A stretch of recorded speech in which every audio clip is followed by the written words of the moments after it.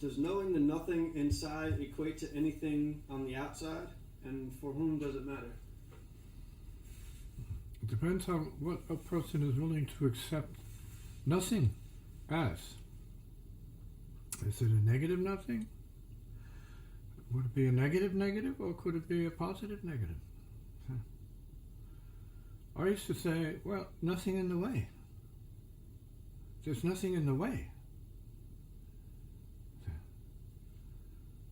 So nothing was everything, because there's nothing in the way, and there was nothing to suffer. See, you got to have nothing to suffer. See? So that implies going beyond the entire scope of the human machinery of self, thought, image, mind, emotions. See?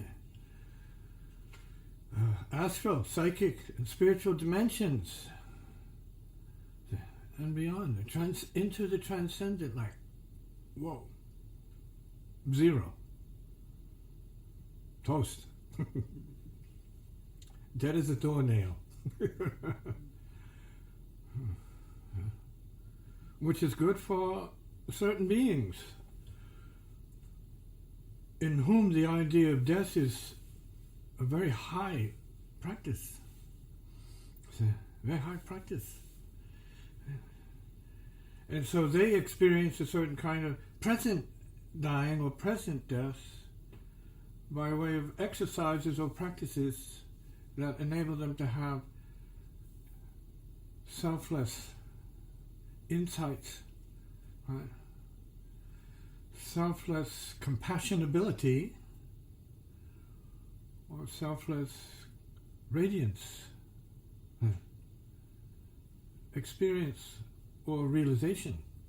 I mean, it's more permanent reality. And so when we're talking about going to sleep, that's pretty selfless. Well, you're dead in deep sleep, seemingly. And as I've said many times, without that, you're not going to wake up. So the reason why you wake up is because you got some rest. So the balance, the seesaw. Rest to get your power. So surrender your ego and everything into sleep so you get your power and come back refreshed as another superhuman pain. Person. See.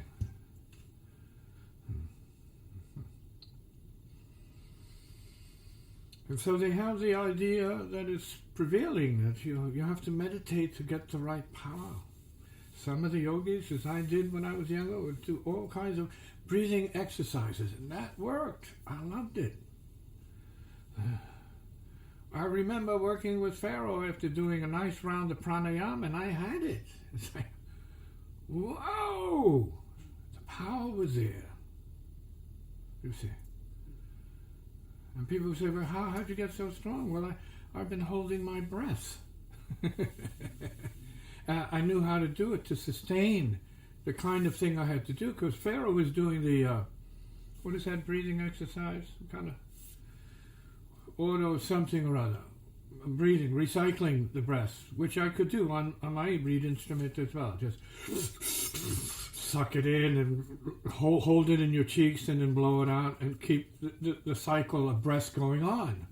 And you can play a tone for an hour if you wanted to. The purpose? No, it's just breathing exercise. See? Kind of a trick. Nobody needs to play a note that long that I know of. See? So this is a yogic exercise in building power to sustain power, which shouldn't be a preoccupation or like a goal. It's an effect that comes up after a certain level of practice and letting go of your neuroses, your neurotic programming. See? And that means being in the oscillation of peace and anxiety, and peace and anxiety, anxiety and peace, right? Hate and love, duality, this and that, high and low, etc. It's common. So the idea is that from all of the extremes bouncing back and forth like a ping pong ball. Being banged this way, banged that way. That's the game. That's the life game. Living in the ping pong universe. Bouncing off of people and what they say and what they're doing and all the crazies going on in the world today, which are repellent. See, we're bouncing off of that. We're reacting to it because it's not wholesome. It's not good. It's crazy. It's cuckoo.